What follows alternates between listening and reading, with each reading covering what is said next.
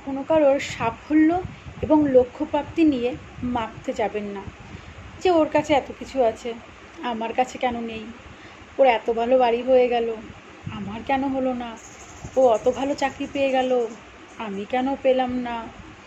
এসব নিয়ে বেশি তুলনা করতে যাবেন না, দেখবেন তাতে আপনি বরং আরও দুঃখী হয়ে পড়বেন। আপনি কী নিয়ে তুলনা করবেন?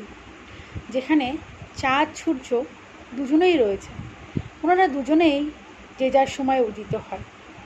ওনাদের মধ্যে যদি কেউ একজন না থাকতো তাহলে আমাদের জীবন কঠিন হয়ে পড়ত। আবার আপনি যদি যুদ্ধ করতে চান তাহলে কিন্তু আপনার তলোয়ারের প্রয়োজন হবে। আবার যখন একটা পোশাক সেলাই করতে যাবেন তখন একটা সূচের প্রয়োজন হবে। তখন কিন্তু আপনি তলোয়ার দিয়ে পোশাক সেলাই করতে পারবেন না, তখন সূচটারই প্রয়োজন হবে।